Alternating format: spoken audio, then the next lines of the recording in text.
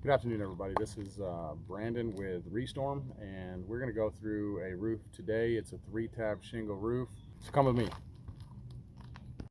I mean, you can see this roof if you get in real close. You can see this roof is not in good shape. There's a lot of curling going on. If you look up this is curling. This is curling. You see shingle right there peeling up, separating. Another one right there separating. And there's a couple of reasons for that actually on this particular roof, and because of it's all a result of poor ventilation. So if you look down through this roof is actually not that old. I've seen much older roofs. This roof is probably 15 years old. It has started to degranulate. So if you see up here, we're looking at the ridge cap right now.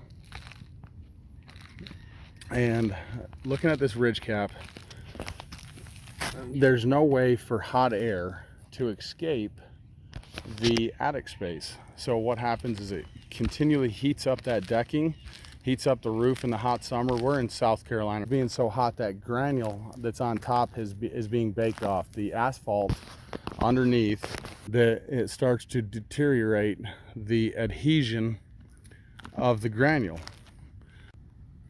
The degranulation on this roof is caused by, one of the reasons it's caused is because of how hot the attic space gets. So the attic space gets hot.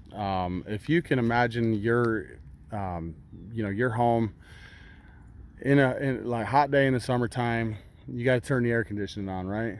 So the air condition is controlling the temperature under and in between the insulation barriers. When you get on a roof and you have no insulating barrier for the rafter system itself, what happens is all that heat gets collected. It's not controlled. So it's not controlled if it does not have proper ventilation. So what happens is it gets so hot that wood decking underneath these shingles, the attic space, and it gets hot, and what it does is it starts to like harden up and bake the asphalt and fiberglass matting, which creates an illusion that you have a really old roof and it's in really bad shape, which this roof is in really bad shape, and it's not just an illusion.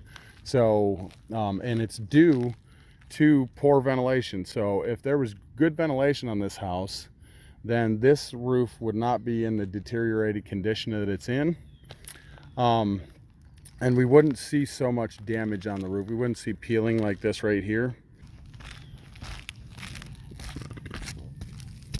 So this asphalt strip right here, I don't know if you can see this little line. You see this little chunk? That's a tar adhesion. That what happens is this shingle seals to that shingle, and that's what gives you your wind resistance. Now if you look at this piece here, if I can get it in the light correctly, right there. Okay, so if you see that right there, this tar was part of the other shingle. You can see where it's ripped off. There's fiberglass matting in there. Okay.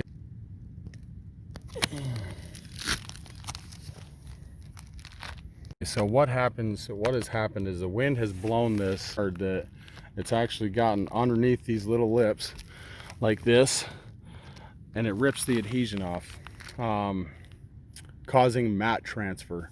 So when you have mat transfer in a wind situation, and you have the amount of shingles that we have here that are lifted up in certain areas, what you're going to get is you're going to be looking at a full roof replacement due to storm damages. As a result of poor ventilation and degranulation on this roof, evidence of things like hail damage are also much more obvious.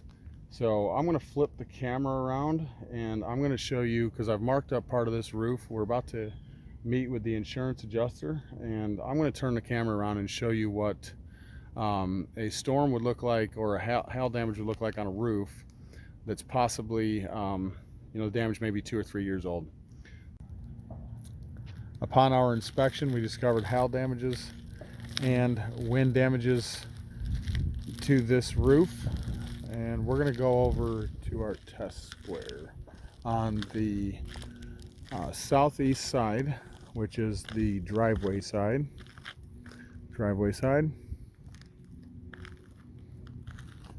And we're going to get some overview here. MT stands for mat transfer. That's where the shingle did not completely separate its seal. So these, and some of them have mat transfer, some of them do not. But typically where there's mat transfer, this is what we're seeing. Okay, so that is mat right there from the shingle above. Right there. Okay, so we have mat transferred shingles, which are derived from the wind blown on them. And this is, I did the front last. This is my test 2 southeast slope. There I counted hail, 11 impacts, and I counted 12 wind affected shingles. Transferring to the western slope, which is the rear of the home. Here's an overview of my test square.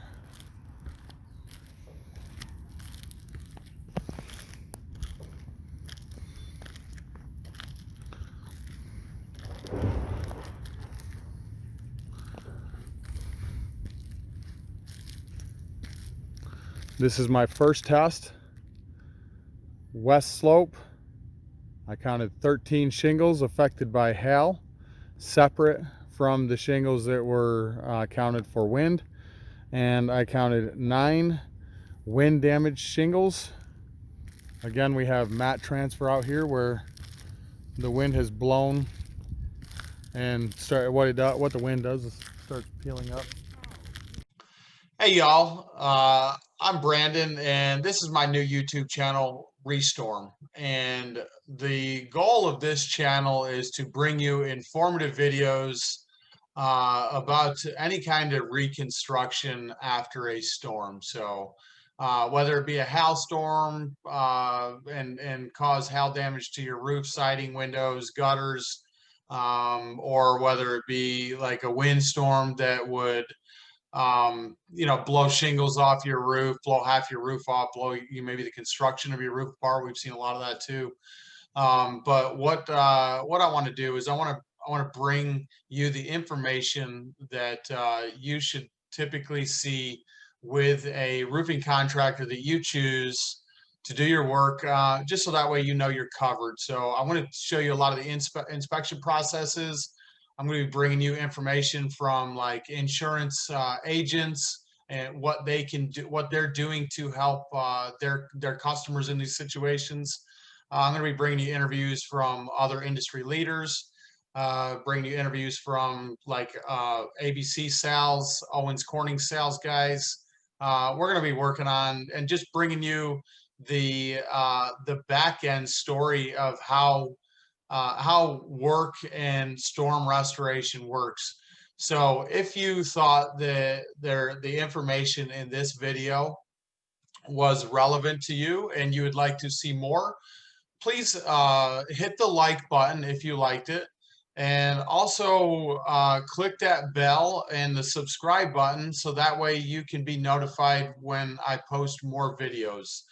I will be bringing you a new video every week of one of the restoration projects that we're doing or one of the interviews that we happen to be working with. So again, if you have any feedback, comments, complaints, or advice, or if there's anything that you may want to know, just post them in the comments below. And what I'll do is I'll go through them and I will respond. And if there's like information that you want to know and it's something that pertains to the restoration industry, I'll make a video on it. So thank you all for your attention, and we look forward to bringing you more content and more great videos that can help you as a homeowner or even another contractor,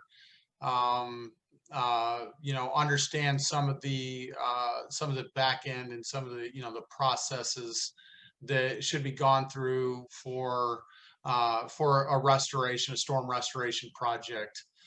Again, you guys' support, y'all's support is what keeps these channels going. So we're glad to have you, and looking forward to working with you some more.